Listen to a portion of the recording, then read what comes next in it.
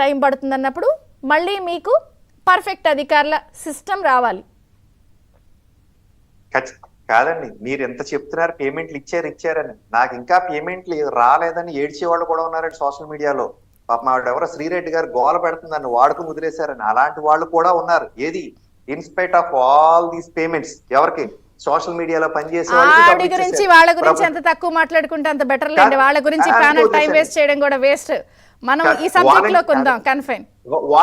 Volunteers రాజీనామా చేసేసిన వాళ్ళు అప్పట్లోనేమో వైసీపీ ప్రభుత్వం, అందరినీ అనట్లేదండి, వైసీపీ ప్రభుత్వానికి అనుకూలంగా పనిచేసిన వాళ్ళు చెప్తే రాజీనామా చేసేసారు ఆ రోజున. ఈవేళేమో నన్ను బలవంతంగా రాజీనామా చేశారంటారు. నిన్న అచ్చెన్నాయుడు గారు ఎక్కడో అన్నారు, చాలా మంచి మాట అన్నారు. అమ్మ మీ చేత ఎవరెవరైతే బలవంతంగా రాజీనామాలు చేశారో వాళ్ళ మీద కేసులు పెట్టండి, మిమ్మల్ని తీసుకుంటాను.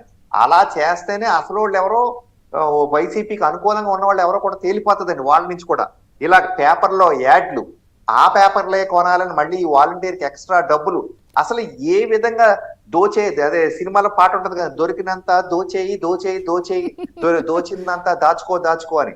అసలు ఏ విధంగా ఎటు నుంచి ఏ వైపు నుంచి దోచేయాలో మొత్తం దోచేశారు. వాళ్ళకి కావాల్సిన వాళ్ళకి మాత్రమే, అందరికీ కాదండి, వాళ్ళకి కావాల్సిన వాళ్ళు పంచులు రెడ్లు అక్కడ ఉంటారు, 4 మాత్రమే ఇది దక్కింది తప్పితే మిగతా వాళ్ళు ఎవరికి దక్కలేదు. మిగతా వాళ్ళకి దక్కుంటే వాళ్ళందరికి కూడా మళ్ళీ ప్రభుత్వానికి ఓట్లు ఎదురు. వీళ్ళకి దక్కింది కాబట్టి ఆ లిమిటెడ్ మెంబర్ 11కే లిమిట్ చేసేస్తారు వీళ్ళు. సో ఇదంతా కూడా ఏ విధంగా రికవర్ చేయాలి, రికవర్ చేయలేని మాత్రం ఖర్చులు ఏ విధంగా తగ్గించు, చంద్రబాబు నాయుడు గారు కూడా ఏ విధంగా ఖర్చులు తగ్గించాలి, అన్వాంటెడ్ అపాయింట్మెంట్స్ ఏమీ లేకుండా చేసి ప్రభుత్వాన్ని గాడిలో పెట్టి ముందుకు తీసుకెళ్తానికే చూస్తారని మనం. ఒక్క నిమిషం సాహెబ్ గారు, ఇప్పుడు పుల్లారావు గారు కూడా ఓపెనింగ్ రిమార్క్స్ లో అన్వాంటెడ్ అపాయింట్మెంట్స్ అవి చేయకూడదు, లేదా కొంత గాడిని పెట్టడానికి ఇవన్నప్పుడు కొంత తీసుకున్నవి కూడా రికవరీ చేయాలి, లేదా అధికారుల విషయంలో చర్యలు స్ట్రిక్ట్గా ఉండాలంటున్నప్పుడు చాలామంది జూన్ ఎండింగ్కి జూలై ఎండింగ్కి రిటైర్ అయిపోతున్నారు.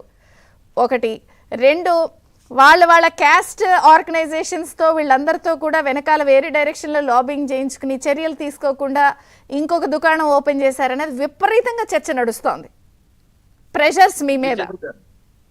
చంద్ర గారు, మనం గతంలో కొన్ని డిబేట్లో మాట్లాడుకున్నాం. అధికారులు కొంతమంది సోషల్ మీడియాలో వర్క్ చేస్తున్నారండి, కోఆర్డినేషన్ చేసి వాళ్ళ వైకాపా పార్టీలో ఉన్నటువంటి కార్యకర్తలకు ఇక్కడ ఉద్యోగాలు ఇస్తారు, వాళ్ళు మాత్రం ఏదో విలేజ్ లోనో ఎక్కడో హైదరాబాద్ లోనో ఉండి ఈ సోషల్ మీడియాలో వర్క్ చేస్తున్నారు అన్నప్పుడు తమరు విస్మయం వ్యక్తం చేశారు, గుర్తుందా? ఎస్, ఇప్పుడు అవన్నీ బయటకు వస్తున్నాయి. నేనేమంటానంటే అధికారులతో అవుట్ రేట్ గా కొన్ని ఒప్పందాలు కుదుర్చుకొని వాళ్ళకు కొంత ఇయటం, అధికారులు కొంత తినేశారండి. ఇక్కడ అధికారుల యొక్క వైఫల్యం కూడా ఉంది. ఇప్పుడు అందుకనే డిప్యుటేషన్ మీద చాలా మంది అధికారులు తెచ్చుకొని ఇక్కడ లోకల్లో ఉన్నటువంటి ఐఏఎస్ ఐపీఎస్ ఆఫీసర్లు ఎవరైతే నిబద్ధతగా చేస్తారో వాళ్ళందరినీ కూడా పక్కన నెట్టేసి ఆ డిప్యుటేషన్ మీద వచ్చినటువంటి వాళ్ళకి కొన్ని ప్రత్యేకమైనటువంటి అధికారాలు కూడా ఇచ్చారు ముఖ్యమంత్రి గారు. కాబట్టే వాళ్ళు కొంత సొమ్ము తినేసేసి అవుట్ రేట్ గా వాళ్ళకి చేశారు. ఇవన్నీ ఏ విధంగా లాక్కు రావాలనేది ఖచ్చితంగా దాని మీద ఒక కన్సర్న్ గా వర్క్ చేస్తున్నారండి. నేనేమంటానంటే ఇప్పుడు